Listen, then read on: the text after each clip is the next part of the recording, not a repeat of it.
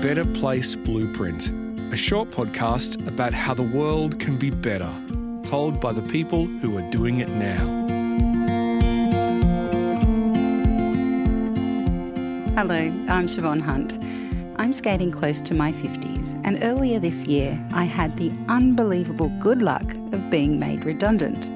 I say good luck because if there was ever a time to get my shit together, it's now. And here's what I want to know. How do I make this next chapter of my working life count? How do I leave the world a better place than when I arrived? I hope to find the answer by talking to people who are doing it right now.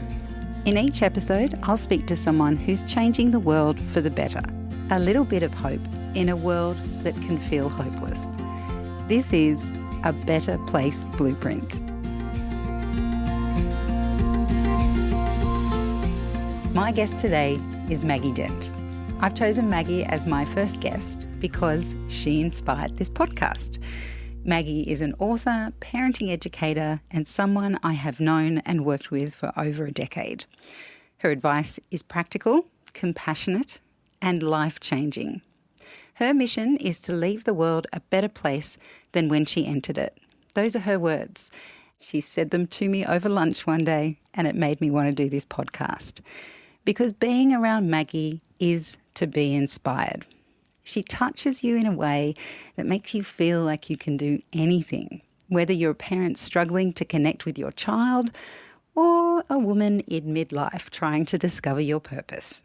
And every person she touches is a seed planted that will grow and change and leave the world a better place.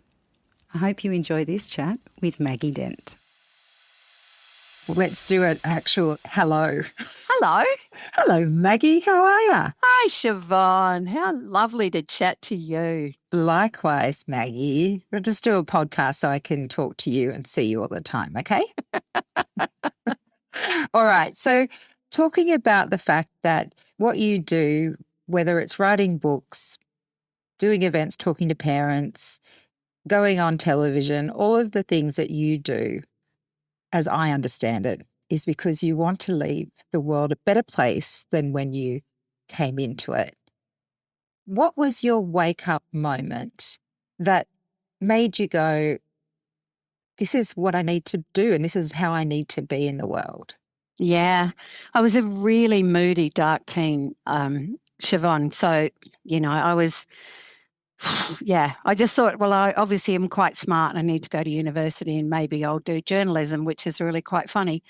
And then unfortunately I failed an essay which led to a spontaneous suicide attempt, which fortunately I wasn't successful for. But while I lay on the floor with the vomit and the snot and the tears, I guess it was an epiphany. It was a light bulb moment where I thought, how fragile are teenagers? I'm going to go into classrooms. I'm going to become a teacher because I don't want one of them to do what I nearly did. Wow. There's so much in that, isn't there? Especially the fact that that's where you got after one bad essay. Exactly. I thought, that's it. There's nothing good about me. And that mental fragility of our teens that tell themselves stuff that's not true is still happening today. And how old were you then, Maggie? 17 and a half, almost, 17 and 3/4. Yeah, not even 18. And I'm not going to ask you how old you are now, but let's just say you've had several different careers between then and now. Did that purpose stay with you throughout all the different choices you made in terms of what you were going to do with your life? It definitely did. After my intensive breeding program and I had 4 sons and I went back into schools, I realised that the kids wanted to talk to me about their problems and things. And I thought, I think that might be of more value than me teaching them how to write paragraphs and essays. So I became that counsellor. And then when I was working with troubled children and teens, you don't do that in a bubble. So then I was working with parents to help them understand how they could support their kids. So that's what really led me into, who would have thought that there's such a thing called a parenting space?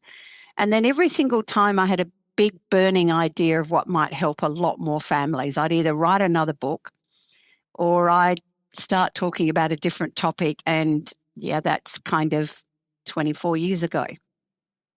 So interesting, because I think sometimes when we think about finding our purpose or trying to make the world better, we think there's one answer. But obviously for you, there were many different answers.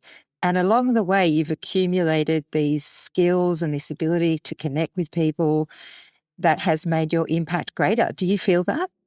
Oh, definitely. And I think sometimes when you have just one target, you can be over-focused on just one thing. And it works for some people, but for me, the whole journey was me going off sideways to do things that felt like it was a great idea at the time, whether it was volunteering for hospice, learning to be a death doula. It wasn't on my list when I was in year 10, I can tell you. Becoming an authorised celebrant, working with people in really big crisis. All of that still underpins a lot of my work and helping parents to understand big, difficult moments. So every now and then, I think we've just got to let our head get out the road and follow our heart, follow our intuition, and just know, yeah, I think this is a way. I'm just doing the road less traveled yet again, and see where I end up. Did you ever stumble?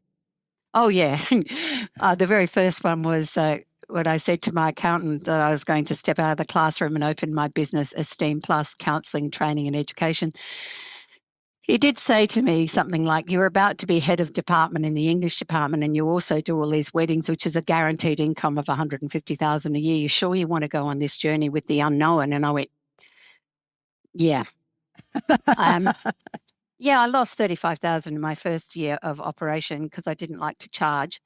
And also I didn't have a taxable income for about 9 years. So I stumbled a lot, not just once. And I did stumble. I fell upstairs. I accidentally left my microphone on when I went for a wee at a conference with 500 people. I had lots of stumbles. And I think that if we're not stumbling, I really feel we're not learning and growing and being real. Well, see, those stumbles to me sound very Maggie-esque. I know you've never been driven by money, and I know that you can be clumsy and forget what shoes you're wearing, all that sort of stuff. Did you ever have a stumble that was more like a crisis of confidence? Oh, absolutely. I still remember the first time I got up in front of a conference that someone else was paying for, which I felt awfully responsible for. And oh my God, there was 3,000 people or something there. And as I was going up the stairs, the imposter syndrome just about floored me. It says, who do you think you are? Who do you think you are speaking in front? And I got to the top of the stairs and I could feel, that anxiety coming up inside me. But I'd been given some fabulous advice, and that is that it feels very similar to excitement. So I just said, I'm just so excited to be doing what I'm doing today, and I pushed through it. But it is a biggie, and it comes up at different times, including when the ABC came to ask me if I wanted to do a podcast. Oh, that's so hard to believe. You're so good at it. Has this work changed you? Oh, absolutely. Not only have I become incredibly wiser because I just constantly am searching the best information that I can bring to families and schools and educators to, help us raise healthy kids. I guess the thing that changed me probably is that I'm incredibly grateful because, it nearly got me right then, is that every now and then I run into somebody who says how I changed the way they parent, or I'm like their mum because their mum had died. I just cry. I cry with gratitude that I have been able to make that difference. And I was going to ask you, have you seen the impact from your work? Then you just gave some very clear examples then. But you have been doing this work for a few decades now. I'm wondering if you've seen people come back to you. Every now and then I run into somebody who said, I came along to Winnerly seminars when my son was 3 and they're now 17, and you've just guided me on that whole journey.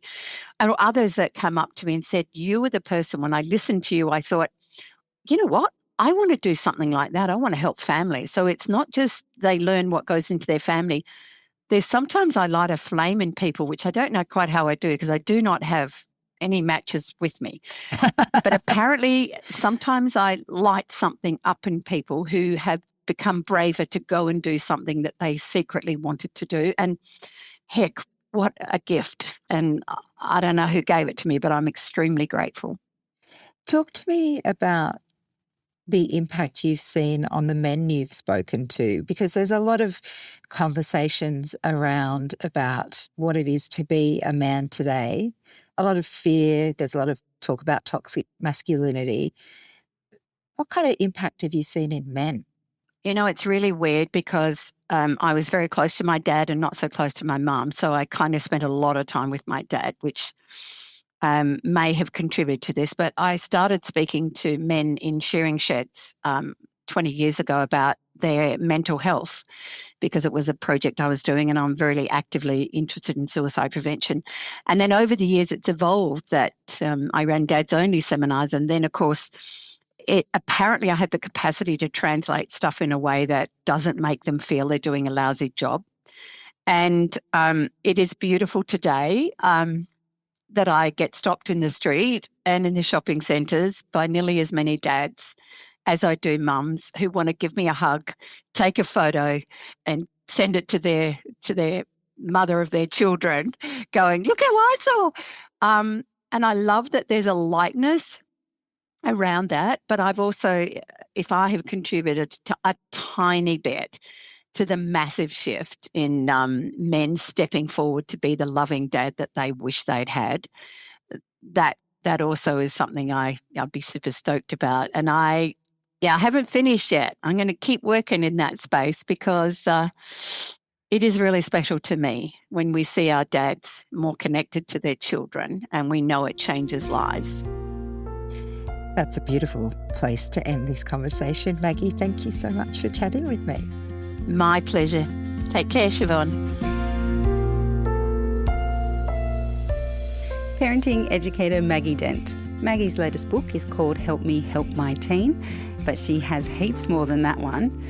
And if you'd like more insight into the mind of Maggie Dent, check out the links in the episode notes. You'll find an article where Maggie shares everything from the best piece of advice she was ever given to the book that changed her life. And I have many more incredible people I'd like you to meet, including yoga teacher Eileen Hall. It's just doubt that gets in the way of us following our path. So as soon as he removed that doubt, there was no fear anymore. The fear went, and it was a calling, and I pursued it. That's on the next episode of A Better World Blueprint. I'm Shevonne Hunt. See you next time.